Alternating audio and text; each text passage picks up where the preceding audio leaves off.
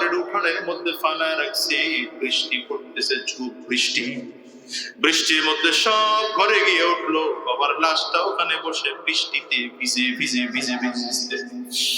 আরে চিন্তা করলাম, মানুষ যে ঘরের সামনে বাবার লাশটা ফালায় রাখছো, ওই ঘর বাবার মাথার গাম পায়ে ফেলে বানানো, ওই ঘরের টিনটা বাবার মাথার গাম পায়ে ফেলে কিনা, ওই প্রত্যেক ঘরের প্রত্যেকটা চৌকাঠ বাবার কষ্টের ঘামের কষ্টে কিনা, ঘাম ঝরানো পরিশ্রম দিয়ে কিনা। আজকে মরণের পরে বাবার লাশটা ঘরের মধ্যে রাখার জায়গাটুকু হলো না। আজকে মৃত্যুবরণ করার সাথে সাথে বৃষ্টির মধ্যে বাবার লাশ ভিজতেছে, সন্তান কাছে এসেও পর্যন্ত দাঁড়ায় না, ঢাকতেও পর্যন্ত চিন্তা করে না। কোন দুনিয়ার জন্য পাগল হইলা বাজার? রাতের বেলায় যদি মারা যায়, সকাল বেলায় যদি আমার জানাজা হয়, বলি ঘরের মধ্যে লাশ ধরে রাখা যাবে না।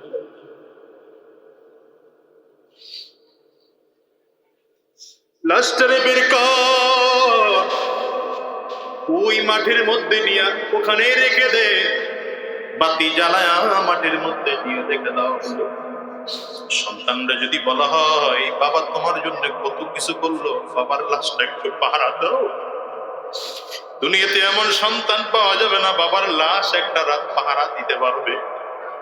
স্ত্রীকে যদি বলা হয়, তোমার জন্য তোমার স্বামী কত কষ্ট করলো, কত মেহনত করলো, একটা রাত তোমার স্বামীর সাথে কত রাত না কাটাইছো, কোনো আনন্দ ভর্তি করছো, তোমার স্বামী জমিন থেকে বিদায় হয়ে গেল, একটা রাতের লাশটা একটু পাহারা দাও।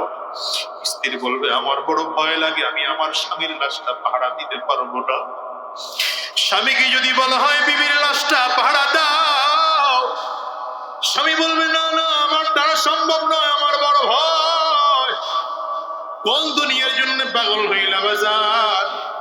সন্তান তোমার কাজে আসলো না, দেবী তোমার কাজে আসলো না, মা তোমার কাজে আসলো না, বাবা তোমার কাজে আসলো না। এই জমিনের মধ্যে কারো নাম কেউ স্মরণ রাখে না, 2-3 পুরুষ পরে কেউ কারো নাম স্মরণ রাখে না, ঠিক না বেঠিক? জোরে বলেন। দেখেন না, আপনি যেই বাড়িটার মালিক, এই বাড়ির মালিক 50 বছর আগে আপনি ছিলেন না, 50 বছর আগে এই বাড়ির মালিক ছিল আপনার বাবা, আরো 50 বছর আগে যদি যান, এই বাড়ির মালিক ছিল হয়তো আপনার দাদা, আরো 50 বছর আগের ইতিহাস খুঁজলে এই বাড়ির মালিক ছিল আপনার বাবার দাদা, এর আগে যদি আরো চলে যান, দেখবেন কে মালিক ছিল আপনি তার নামটাও জানেন না। এই বাড়িটা তৈরি করার জন্য কত প্ল্যান ছিল, কত প্রোগ্রাম ছিল। আজকে এই বাড়িটা তৈরি করার জন্য আপনার কত চিন্তা, কোন ইঞ্জিনিয়ারকে দিয়ে ডিজাইন করাইলে ভালো হবে বাড়িটা, আপনি সেই ইঞ্জিনিয়ারকে দিয়ে সুন্দর করে ডিজাইন করান। কোন কোম্পানির সিমেন্ট কিনলে বাড়িটা ভালো হবে, সেই কোম্পানির সিমেন্ট কিনে নিয়ে আসলেন। কোন কোলার থেকে বালি আনলে বালুটা ভালো হবে, সেই কোলার থেকে বালু আনেন। কোন কোম্পানির রড কিনলে রডটা মজবুত হবে, সেই কোম্পানির রড আনলেন। কোন মিস্ত্রিকে দিয়ে কাজ করাইলে বাড়িটা মজবুত হবে, সেই মিস্ত্রি নিয়ে আসলেন। কিন্তু বাজান রে, একটা বাড়ির জন্য কি খেয়াল করেছো, যে বাড়ির জন্য এত মেহনত, যে বাড়ির জন্য এত প্ল্যান, এত প্রোগ্রাম, এত কষ্ট, 50 বছর পরে এই বাড়িটা আপনার নাম নেওয়ার মতো একজন লোক থাকবে না। সন্তান তার পরিবারকে নিয়ে বড় আরাম-আয়েশের মধ্যে থাকবে, আপনার জন্য কেউ স্মরণ করবে না, আপনার জন্য দোয়া করার মানুষও থাকবে না। বুঝবো, আজকে তুমি মনে করতে পারো দুনিয়া অনেকদিন বাঁচবো, অনেকদিন বাঁচবা, না রে বাজান না। এই দুনিয়া ফেরাউন ছিল, বাঁচতে পারে নাই। নমরুদ ছিল, বাঁচতে পারে নাই। কারূন ছিল, বাঁচতে পারে নাই। হামান ছিল, বাঁচতে পারে নাই। আবু জাহাল ছিল, বাঁচতে পারে নাই। আবু লাহাব ছিল, বাঁচতে পারে নাই। আবার আদম নবীনা আলাইহিস সালাতু ওয়াস সালাম ছিলেন, তিনিও জমিন থেকে বিদায় হয়ে গেলেন। পয়গম্বর ইউসুফ আলাইহিস সালাম ছিলেন, তিনিও জমিন থেকে বিদায় হয়ে গেলেন। পয়গম্বর ইব্রাহিম আলাইহিস সালাম ছিলেন, তিনিও জমিন থেকে বিদায় হয়ে গেলেন। পয়গম্বর দাউদ আলাইহিস সালাম ছিলেন, তিনিও জমিন থেকে বিদায় হয়ে গেলেন। পয়গম্বর ইদ্রিস আলাইহিস সালাম ছিলেন, তিনিও জমিন থেকে বিদায় হয়ে গেলেন। পয়গম্বর ঈসা আলাইহিস সালাম ছিলেন, তিনিও জমিন থেকে বিদায় হয়ে গেলেন। পয়গম্বর তোমার আমার নবী মুহাম্মদুর রাসূলুল্লাহ সাল্লাল্লাহু আলাইহি ওয়াসাল্লাম জমিনের মধ্যে ছিলেন। আমার নবী দুনিয়া আসে না, জমিন থেকে বিদায়।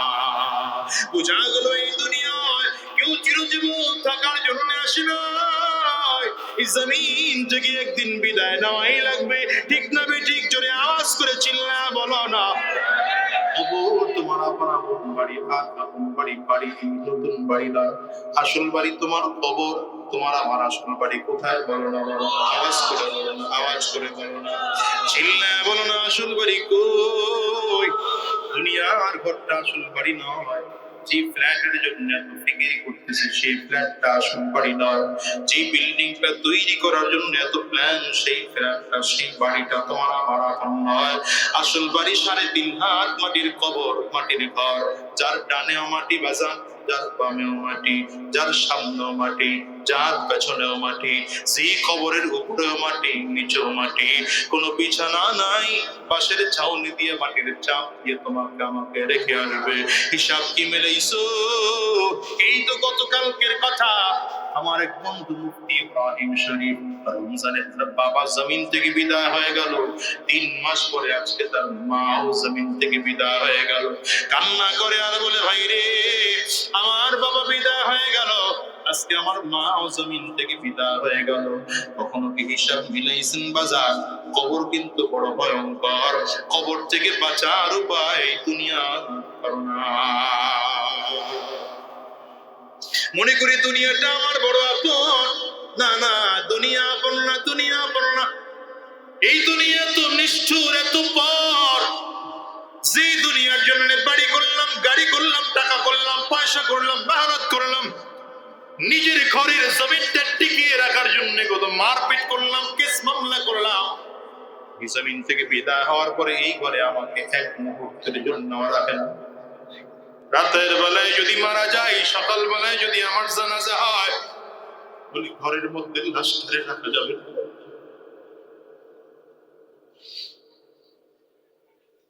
লাশটারে বের কর, ওই মাঠের মধ্যে নিয়ে ওখানে রেখে দে, বাতি জ্বালায় মাঠের মধ্যে দিয়ে রেখে দাও।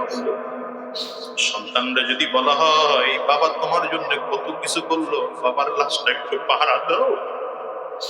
দুনিয়াতে এমন সন্তান পাওয়া যাবে না বাবার লাশ একটা রাত পাহারা দিতে পারবে। স্ত্রীকে যদি বলা হয়, তোমার জন্য তোমার স্বামী কত কষ্ট করলো, কত মেহনত করলো, একটা রাত তোমার স্বামীর সাথে কত রাত না কাটাইছো, কোনো আনন্দ ভর্তি করছো, তোমার স্বামী জমিন থেকে বিদায় হয়ে গেল, একটা রাতের লাশটা একটু পাহারা দাও। স্ত্রী বলবে, আমার বড় ভয় লাগে, আমি আমার স্বামীর লাশটা পাহারা দিতে পারবো না। স্বামীকে যদি বলা হয়, বিবির লাশটা পাহারা দাও, স্বামী বলবে, না না, আমার দ্বারা সম্ভব নয়, আমার বড় ভয়। কোন দুনিয়ার জন্য পাগল হইলা বাজার? সন্তান তোমার কাজে আসলো না, দেবী তোমার কাজে আসলো না, মা তোমার কাজে আসলো না, বাবা তোমার কাজে আসলো না। চিন্তা কি করেছো? এই যে গত কয়েকদিন আগে মিডিয়ার মাধ্যমে দেখলাম, বাবার লাশ ঘরের উঠানের মধ্যে ফালায় রাখছে, বৃষ্টি পড়তেছে, ঝুপ বৃষ্টি, বৃষ্টির মধ্যে সব ঘরে গিয়ে উঠলো, বাবার লাশটা ওখানে বসে বৃষ্টিতে ভিজে ভিজে ভিজে ভিজে। আরে চিন্তা করলাম, মানুষ যেই ঘরের সামনে বাবার লাশটা ফালায় রাখছো, ওই ঘর বাবার মাথার গাম পায়ে ফেলে বানানো, ওই ঘরের টিনটা বাবার মাথার গাম পায়ে ফেলে কিনা, ওই প্রত্যেক ঘরের প্রত্যেকটা চৌকাঠ বাবার কষ্টের ঘামের কষ্টে কিনা, ঘাম ঝরানো পরিশ্রম দিয়ে কিনা। আজকে মরণের পরে বাবার লাশটা ঘরের মধ্যে রাখার জায়গাটুকু হলো না। আজকে মৃত্যুবরণ করার সাথে সাথে বৃষ্টির মধ্যে বাবার লাশ ভিজতেছে, সন্তান কাছে এসেও পর্যন্ত দাঁড়ায় না, ঢাকতেও পর্যন্ত চিন্তা করে না।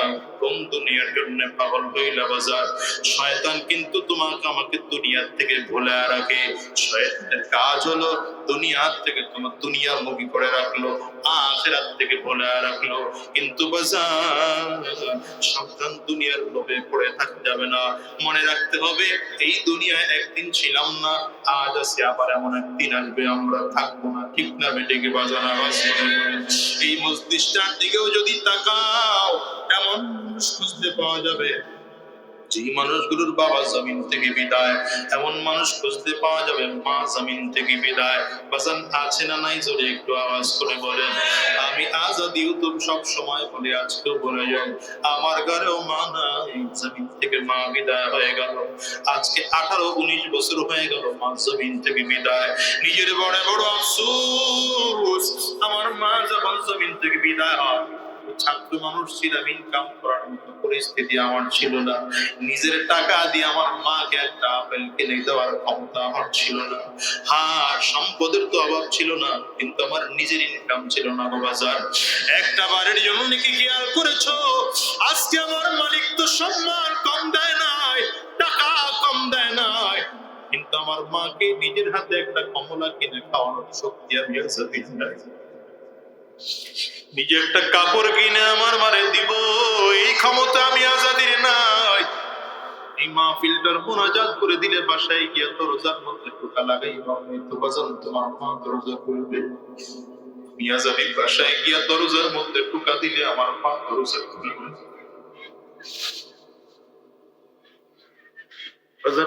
কি দিয়ে বোঝাই তোমাদেরকে, এই মস্তিষ্কেও এমন মানুষ আছে যেই মানুষদের ঘরে মা নাই, যেই মানুষদের ঘরে বাবা নাই।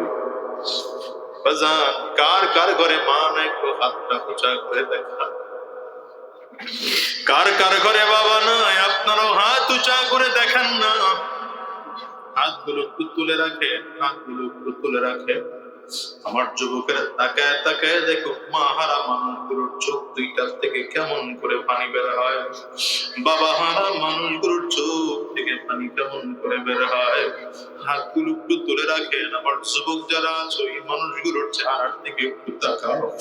এতগুলো মানুষ হাত তুলেছে রে বাজার। এই মানুষগুলোর কারো ঘরে মা নাই, কারো ঘরে বাবা নাই, কারো ঘরে আব্বা আম্মা দুইজনের কেউ নাই।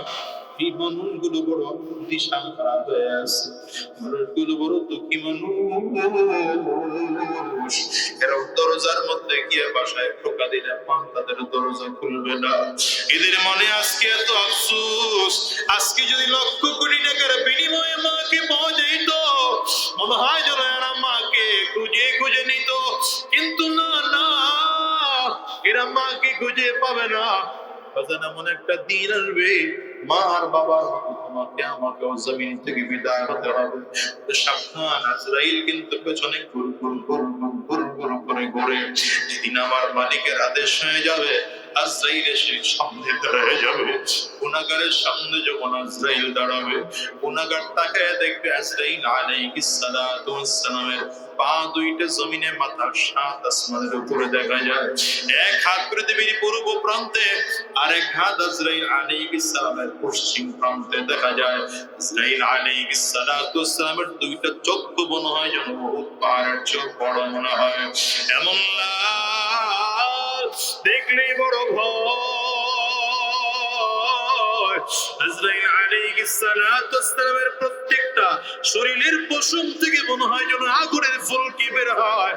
আজরাইল আলাইহিস সালাতু ওয়াস সালামের ভয়ঙ্কর সুরত দেখা গুনাহগারের রূহটা শরীরের 360টা মুকামের মধ্যে দৌড়াইতে থাকবে। আজরাইল আলাইহিস সালাতু ওয়াস সালাম গুনাহগারের রূহটার মধ্যে এত জোরে থাবা মারবে, কলিজার রগগুলো টাস টাস করে ছিঁড়ে যাবে। বাজার, এইবার হিসাব মিলাও, কোথায় তোমার বাড়ি, কোথায় তোমার বিছানা, কোথায় তোমার ঘর? ওই দামি বিছানার থেকে টেনে টেনে নামাইয়া ঘরের চাদরের মধ্যে, ফ্লোরের মধ্যে একটা চাটাই বিছানা শোয়া রাখলো। আর এবার তোমার আমার কেউ নাই। সন্তান এসে শুধু কান্না করে আর বাবা বাবা বলে চিৎকার করে। কত জায়গা থেকে আত্মীয় স্বজন আসে, মাইকে মাইকে এলান হয়ে গেল জমিন থেকে অমুক ছেড়ে অমুক বিদায়। আর এবার তুমি আর আমি বড় একা। একদল লোক চলে গেল বাজার থেকে কাফনের কাপড় কিনে আনার জন্য, একদল লোক চলে গেল বড়ই পাতা দিয়ে গরম পানি খাওয়ার জন্য, একদল লোক চলে গেল বাগানের কিনারায় মশারি টানায় গোসলের ব্যবস্থা করার জন্য, একদল লোক চলে গেল কবর খনন করার জন্য। ধরে ধরে তোমাকে আমাকে বাগানের কিনারায় না হয় ওই মশারির মধ্যে ঢুকাইয়া গরম পানি দিয়ে ডলে ডলে ডলে ডলে কত যত্ন করে গোসল করা। কাউরে জিজ্ঞাসা করলে কেউ জবাবটুকু পর্যন্ত দেয় না। সন্তানরা যদি ডাক দেয় বলি এত কেন যত্ন করে গোসল করা? সন্তান আমার ডাকের আওয়াজ শুনে না, আরে বড় যত্ন সহকারে গোসল করাইয়া রঙিন কোন কাপড় নয়, 3টা সাদা কাপড় দিয়ে প্যাকেট করা দেওয়া হলো। ও পর্দার আড়ালের মা, তোমাকেও 5টা কাপড় দিয়ে প্যাকেট করে দেওয়া হবে। কখনো কি হিসাব মিলাইছো এই কবর কত বড় ভয়ঙ্কর? এইবার দেখো না, তোমার আমার মাথায় বাল লাগাইলো, কবরের মধ্যে বাল লাগাইলো, পায়ের মধ্যে বাল লাগাইলো, আরে উঠানের মধ্যে লম্বা করে ছিদ করে ফালায় রাখলো। আমার মাথা তুলেও দাঁড়াইতে পারি না, পা তুলেও দাঁড়াইতে পারি না, কোমরটা সোজা করে বসতেও পারি না। আরে এখন দুনিয়াটা আমার একা, কত বাড়ি কত গাড়ি কত কিছু করলাম, এখন তো কিছুই নাই, সব ভাগাভাগি করার জন্য ব্যস্ত হয়ে গেল। আরে আমারে ধরে ধরে মাঠে এনে জানাজার সামনে দাঁড় করায় দেওয়া হলো। মসজিদের ইমাম সাহেব আমাকে দিয়ে জানাজা পড়লে, এবার আমার লাশটাকে ধরাধরি করে করে কবরের দেশে নিয়ে যায়। কবরের মধ্যে 3টা লোক টপ করে নেমে গেল, একজনে আমার মাথায়, আরেকজনে কোমরে, আরেকজনে পায়ের মধ্যে ধরে কবরের মধ্যে রাখলো। কবরের মধ্যে রেখে একটা একটা করে বাদ বিচার, মাথার বানটা, পায়ের বানটা, কোমরের বানটা কইলা কবর থেকে উঠে চলে আসলো। চাটাই বাহকলা বিছায় মাটির চাপ দিতে শুরু করলো। এখন আমি তাকায় দেখি, আমি কবরের ডানেও মাটি, আমার কবরের বামেও মাটি, আমার কবরের সামনেও মাটি, আমার কবরের পেছনেও মাটি, আমার কবরের উপরেও মাটি, আমার কবরের নিচেও মাটি। আরে আমি তো নরম বিছানা ছাড়া কোনোদিন ঘুমাইতে পারি না, কিন্তু এটা তো মাটির কবর, এখানে বিছানার ব্যবস্থা নাই। আমি তো এসি রুম ছাড়া ঘুমাইতে পারি না, এটা তো কবর, এখানে কোনো এসির ব্যবস্থা নাই। আমি তো বাতি ছাড়া ঘুমাইতে পারি না, এটা বড় অন্ধকার ঘর।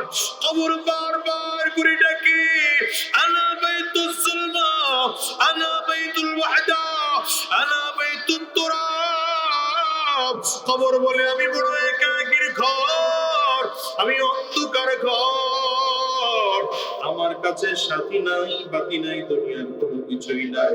কবর বলে আমি শুধু চিনি আগুন। যদি ভালো আমল করে আসতে পারো, আমি কবর ভালো আচরণ করব। আর কবর করে যদি ভালো আমল করে আসতে না পারো, কবর পড়ার দল, আমি কবরের ডানে মাটি, সামনে মাটি, বামে মাটি, পেছনে মাটি, উপরে মাটি, নিচে মাটি, মাটি আর মাটি। আমি কবর দুই দিকের মাটিগুলো একত্রিত হইয়া গুনাহগারের লাশটাকে এত জোরে চাপ মারবো, এক পজরের হাড্ডি কিন্তু আরেকটা পজরের মধ্যে নিয়ে পৌঁছাইয়া দেব। বাজারতে কবর ভয়ঙ্কর, এর চেয়ে আরো বেশি ভয়ঙ্কর হাসরের ময়দান, আরো বেশি ভয়ঙ্কর পুলসিরাতের ময়দান। পুলসিরাত কিয়ামতের ময়দানে মানুষগুলো যখন দাঁড়াবে, মানুষ তাকে দেখবে সূর্য মাথার পুরো মাথা উপরে দেখা যায়, সূর্যের তাপে মাথার মগজগুলো হাতের পাড়ের মতো টক টক টক টক করে ফুটতেছে। মানুষ তাকে দেখবে ডান দিক থেকেও জাহান্নামের আগুন আগায়, বাম দিক থেকেও জাহান্নামের আগুন আগায়, সামনের দিক থেকে, পেছন দিক থেকে, চারিদিক থেকে জাহান্নামের আগুন গুরিম গুরিম আওয়াজ দিয়ে দিয়ে সামনের দিকে আগায়। মানুষগুলো বেচাইনার পেরেশান হয়ে যাবে, কোন দিকে গেলে জাহান্নামের আগুন থেকে মুক্তি পাওয়া যায়। আরে এরপরে তাকে দেখবে পুলসিরাত, এত ভয়ঙ্কর। গুনাহগার যখন পুলসিরাতের দিকে তাকাবে, তাকে দেখবে চুলের চেয়েও চিকন দেখা যায়, আর হীরার চেয়েও ধার। ভয়ঙ্কর অবস্থা। ওই পুলসের উপরে যখন গুনাহগার পাড়া দিবে, পা কেটে জাহান্নামের মধ্যে পড়ে যাবে, হাত দিয়ে ধরার চেষ্টা করবে, হাতটাও কেটে জাহান্নামের মধ্যে পড়ে যাবে। হাদিসের মধ্যে পাওয়া যায়, মুখের দাঁত দিয়ে কামড় দিয়ে ধরে রাখার চেষ্টা করবে, কিন্তু দাঁতটাও কেটে জমিনের মধ্যে জাহান্নামের মধ্যে পড়ে যাবে।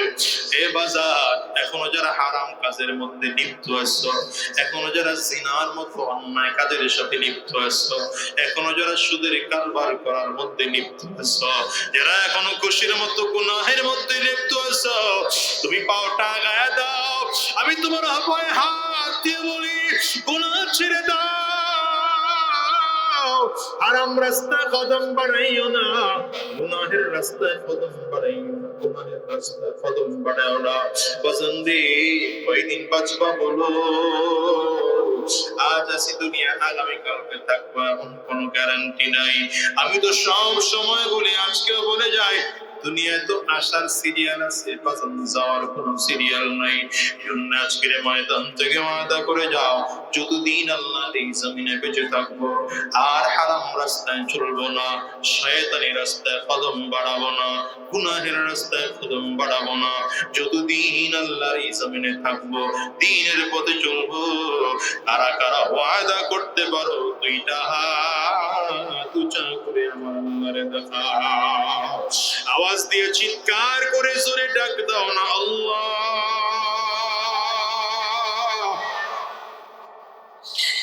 চোখে যদি পানি না আসে, কান্নার ভান ধরে ডাক দাও না, জোরে বলো না, জোরে বলো না, আওয়াজ করে চিল্লে বলো না, আল্লাহ। ডানে আর বামে তাকাও, তাকায় দেখো না কার চোখের কোনায় এই মানুষটার দিকে তাকায় নিজের ধিক্কার করো। গুনাহের কারণে তোমার আমার চোখে পানি টুকু পর্যন্ত নাই। আমার মালিক রে বলো, আল্লাহ আমার জিন্দেগির গুনাহ মাফ করে দাও, আর হারাম রাস্তায় চলবো না, শয়তানি রাস্তায় চলবো না, গুনাহের পথে চলবো না। আল্লাহ তুমি কবুল করে নাও, কবুল করে নাও। চিৎকার করে বলো আমিন। ইন্নাকা লাআলা খুলুকিন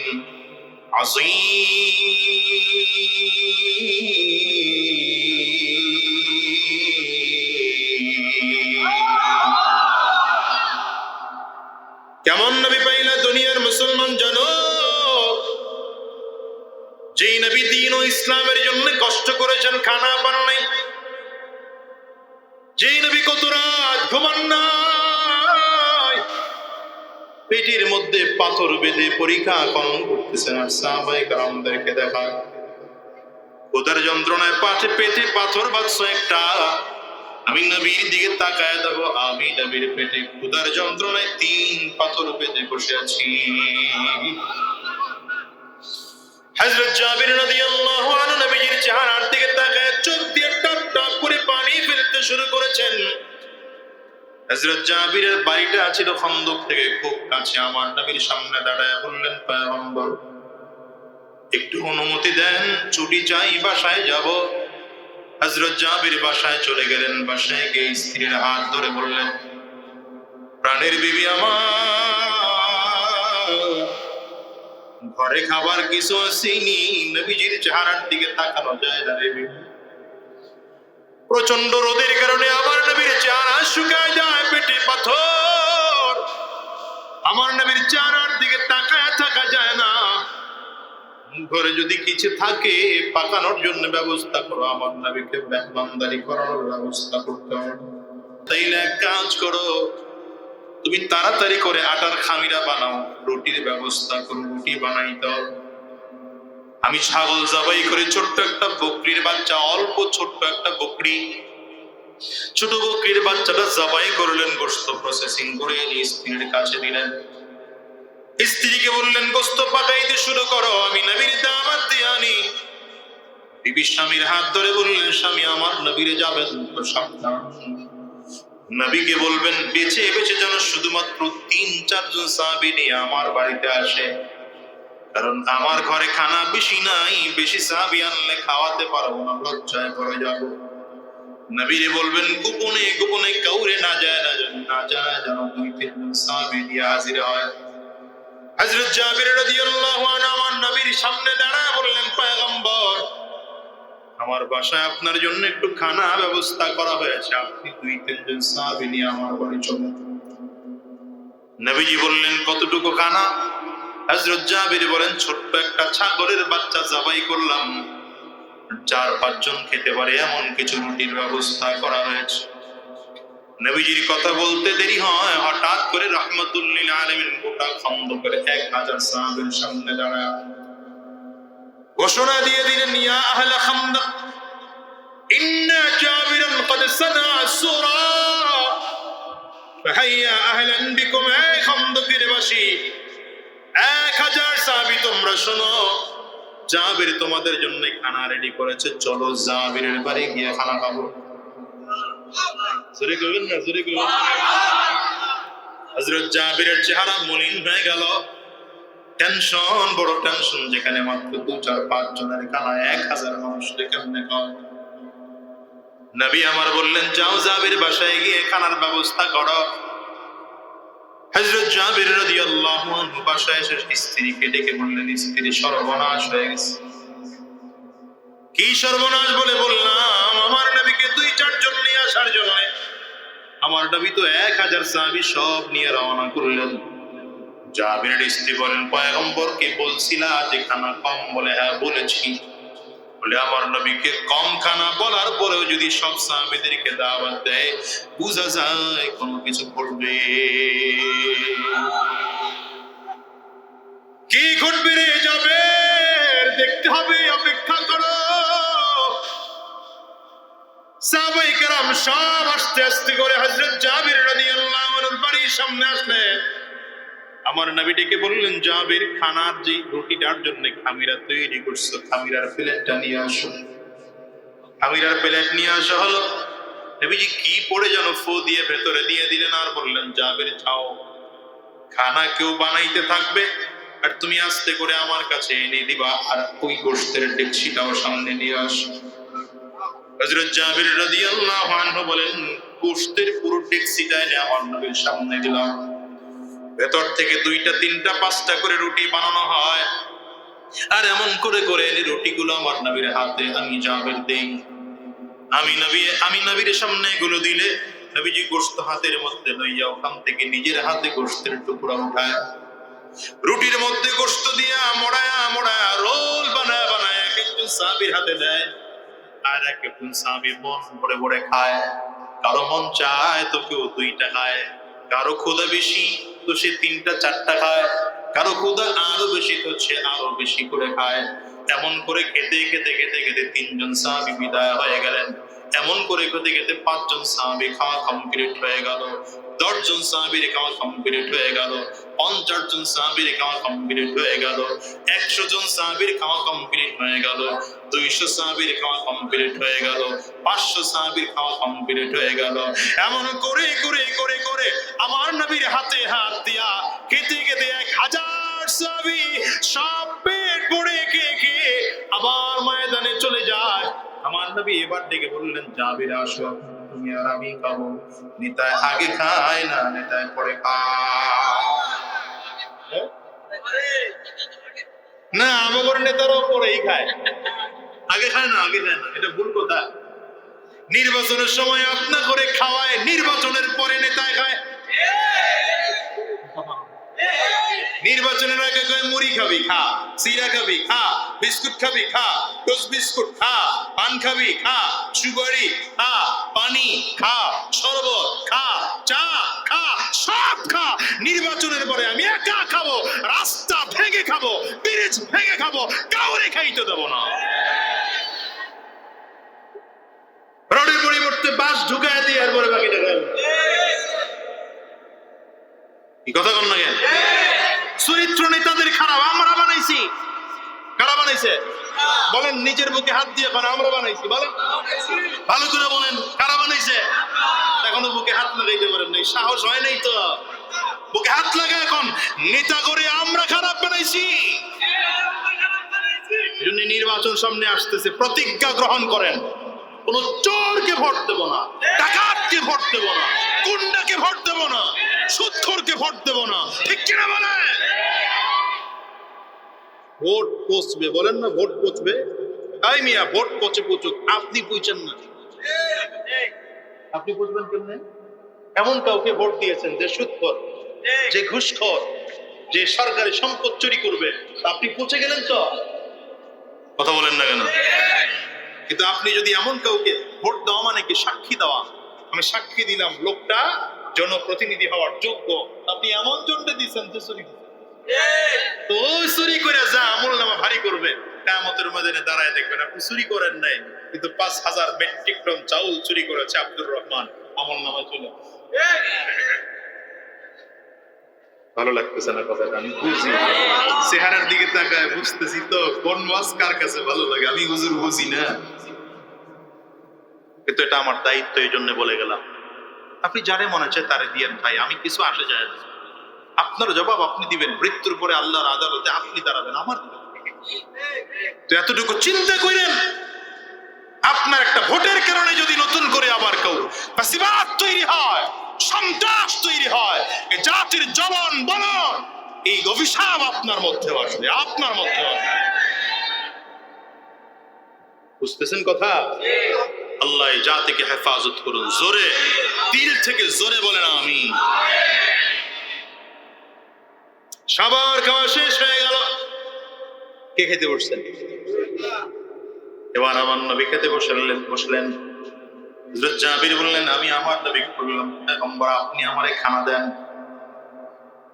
হযরত জাবির রাদিয়াল্লাহু আনহু বলেন, অন্যান্য দিনে পেটের মধ্যে ক্ষুধা রেখা খায়, আজকে আমার নবী যখন আমারে খাওয়াইতে বসছি, পেটের মধ্যে কোনো ক্ষুধা রাখি নাই, মন ভরে বেশি। খাওয়া কমপ্লিট হয়ে গেল, আমার নবী ডেকে বললেন, জাবির এইবার যাও, বাসায় যতজন খাওয়া বাদ আছে তাদেরকেও খাওয়ানোর ব্যবস্থা করো। হযরত জাবির বাসায় চলে গেলেন। মনে মনে চিন্তা, এতটুকু ছোট্ট একটা বকরির বাচ্চা 1000 সাহাবী খাইলো, কেমন হলো, ব্যাপারটা কি? হযরত জাবির কৌতূহল বশত ওই গোশতের ঢাকনাটা উঠাইলেন। গোশতের ঢাকনা উঠায় দেখেন, হায় আল্লাহ, যে পরিমাণ গোশত নবীজির সামনে না হয়েছিল, একটা টুকরা গোশত যেন কমে না। এজন্য বলেন, বরকত দেওয়ার মালিক কে? আঙ্গুলটা উঁচা করে চিৎকার করে জোরে বলেন, আরো জোরে বলো, বরকত দেওয়ার মালিক কে? এজন্য বলি বাজান, মেহমানদারি করবেন, এমন ভাবে মেহমানদারি করবেন, রাসূলুল্লাহ সাল্লাল্লাহু আলাইহি ওয়াসাল্লাম আম্মা জান আয়েশা সিদ্দিকা রাদিয়াল্লাহু আনহাকে ডেকে বললেন, আয়েশা রে, গোশত যখন পাকাইবা ঝোলটা একটু বাড়ায়া দিবা। আম্মা জান বলেন, কেন ঝোল বাড়ায়া দেব? নবী আমার বলেন, ঝোল এই জন্য বাড়ায়া দিবা, তোমার পাশের কোনো একজন ভাই রুটি আছে, তার ঘরে হয়তো ঝোল নাই, যদি একটু ঝোল থাকে, শোরবা থাকে, এই রুটিটা ভিজায়া ভিজায়া লোকটা খাওয়ার ব্যবস্থা হবে। এই অভ্যাসটা তৈরি করে একদিন খানা একটু ভালো রান্না করেছেন, পাশের বাড়ির মানুষটাকে 2 টুকরা গোশত একদিন পাঠায় দেন। সিজনের প্রথম আম কিনলেন, 5টা আম পাশের বাড়ির মানুষটাকে পাঠায় দেন। সিজনের প্রথম কাঁঠাল কিনলেন, 5টা কোষ খুলে পাশের বাড়ির মানুষটাকে পাঠায় দেন। নতুন কোন খানা নিয়ে আসছেন, সেই মুক্তা গাছে গেলেন, মনটা নিয়ে আসছেন। কুমিল্লার থেকে রসমালাই নিয়ে আসছেন, ওই নেত্রকোনার থেকে বালিশ মিষ্টি নিয়ে আসছেন, বরিশাল থেকে গিয়ে আমড়া নিয়ে আসছেন, বিভিন্ন জায়গা থেকে ঐতিহ্যবাহী খাবার নিয়ে আসলেন। একটু সামান্য খাবার পাশের বাড়ির মানুষটাকে পাঠায় দেন। আপনি 2-4 দিন যখন পাঠাবেন, এই পাশের বাড়ির মানুষটাও যখন খানা ভালো রান্না করবে, আপনার বাড়িতেও পাঠাবে। 2 জনের মধ্যে একটা মহাব্বতের বন্ধন তৈরি হবে, কোনোদিন ঝগড়া হবে না। আম্মা জান খাদিজা রাদিয়াল্লাহু আনহা বলেন, পয়গম্বর আপনার মধ্যে 5টা গুণ আছে, এর মধ্যে 4 নম্বর গুণ হলো আপনি মেহমান নওয়াজি করেন। 5 নম্বর গুণ আম্মা জান বলেন, ওয়া তুইনু আলা নওয়াইবিল হক, পয়গম্বর আপনি সব সময় সত্যের উপরে থাকেন, সত্য কথা বলেন, যারা সত্যের পথে থাকে আপনি তাদেরকে সহযোগিতা করেন। এইজন্য বাজান আপনাদেরকেও বলে যাব, এই 5 গুণে গুণান্বিত হন, আপনিও চলে যাবেন, আমিও তো চলে যাব। দুনিয়ার জমিনে কি রেখে যাব বলেন না? এই জমিনের মধ্যে কারো নাম কেউ স্মরণ রাখে না, 2-3 পুরুষ পরে কেউ কারো নাম স্মরণ রাখে না, ঠিক না বেঠিক? জোরে বলেন। দেখেন না, আপনি যেই বাড়িটার মালিক, এই বাড়ির মালিক 50 বছর আগে আপনি ছিলেন না, 50 বছর আগে এই বাড়ির মালিক ছিল আপনার বাবা, আরো 50 বছর আগে যদি যান, এই বাড়ির মালিক ছিল হয়তো আপনার দাদা, আরো 50 বছর আগের ইতিহাস খুঁজলে এই বাড়ির মালিক ছিল আপনার বাবার দাদা, এর আগে যদি আরো চলে যান, দেখবেন কে মালিক ছিল আপনি তার নামটাও জানেন না। এই বাড়িটা তৈরি করার জন্য কত প্ল্যান ছিল, কত প্রোগ্রাম ছিল, আজকে এই বাড়িটা তৈরি করার জন্য আপনার কত চিন্তা, কোন ইঞ্জিনিয়ারকে দিয়ে ডিজাইন করাইলে ভালো হবে বাড়িটা, আপনি সেই ইঞ্জিনিয়ারকে দিয়ে সুন্দর করে ডিজাইন করান। কোন কোম্পানির সিমেন্ট কিনলে বাড়িটা ভালো হবে, সেই কোম্পানির সিমেন্ট কিনে নিয়ে আসলেন। কোন কোলার থেকে বালি আনলে বালুটা ভালো হবে, সেই কোলার থেকে বালু আনেন। কোন কোম্পানির রড কিনলে রডটা মজবুত হবে, সেই কোম্পানির রড আনলেন। কোন মিস্ত্রিকে দিয়ে কাজ করাইলে বাড়িটা মজবুত হবে, সেই মিস্ত্রি নিয়ে আসলেন। কিন্তু বাজান রে, একটা বাড়ির জন্য কি খেয়াল করেছো, যে বাড়ির জন্য এত মেহনত, যে বাড়ির জন্য এত প্ল্যান, এত প্রোগ্রাম, এত কষ্ট, 50 বছর পরে এই বাড়িতে আপনার নাম নেওয়ার মতো একজন লোক থাকবে না। সন্তান তার পরিবারকে নিয়ে বড় আরাম আয়েশের মধ্যে থাকবে। আপনার জন্য কেউ স্মরণ করবে না, আপনার জন্য দোয়া করার মানুষও থাকবে না। বুঝবো, আজকে তুমি মনে করতে পারো দুনিয়া অনেকদিন বাঁচবো, অনেকদিন বাঁচবা। না রে বাজান না, এই দুনিয়ায় ফেরাউন ছিল, বাঁচতে পারে নাই। নমরুদ ছিল, বাঁচতে পারে নাই। কারূন ছিল, বাঁচতে পারে নাই। হামান ছিল, বাঁচতে পারে নাই। আবু জাহাল ছিল, বাঁচতে পারে নাই। আবু লাহাব ছিল, বাঁচতে পারে নাই। আবার আদম আলা নবীনা আলাইহিস সালাতু ওয়াস সালাম ছিলেন, তিনিও জমিন থেকে বিদায় হয়ে গেলেন। পয়গম্বর ইউসুফ আলাইহিস সালাম ছিলেন, তিনিও জমিন থেকে বিদায় হয়ে গেলেন। পয়গম্বর ইব্রাহিম আলাইহিস সালাম ছিলেন, তিনিও জমিন থেকে বিদায় হয়ে গেলেন। পয়গম্বর দাউদ আলাইহিস সালাম ছিলেন, তিনিও জমিন থেকে বিদায় হয়ে গেলেন। পয়গম্বর ইদ্রিস আলাইহিস সালাম ছিলেন, তিনিও জমিন থেকে বিদায় হয়ে গেলেন। পয়গম্বর ঈসা আলাইহিস সালাম ছিলেন, তিনিও জমিন থেকে বিদায় হয়ে গেলেন। পয়গম্বর তোমার আমার নবী মুহাম্মদুর রাসূলুল্লাহ সাল্লাল্লাহু আলাইহি ওয়াসাল্লাম জমিনের মধ্যে ছিলেন। আমার নবী দুনিয়া আসি না, জমিন থেকে বিদায়। বোঝা গেল এই দুনিয়ায় কেউ চিরজীবন থাকার জন্য আসে না, এই জমিন থেকে একদিন বিদায় নেওয়াই লাগবে। ঠিক না বেঠিক? জোরে আওয়াজ করে চিল্লা বলো না। কবর তোমার আপন আপন বাড়ি, আপন বাড়ি, বাড়ি নতুন বাড়ি না, আসল বাড়ি তোমার কবর। তোমার আমার আসল বাড়ি কোথায় বলো না, বলো না, আওয়াজ করে বলো না, আওয়াজ করে বলো না, চিল্লা বলো না, আসল বাড়ি কই? দুনিয়ার ঘরটা আসল বাড়ি নয়।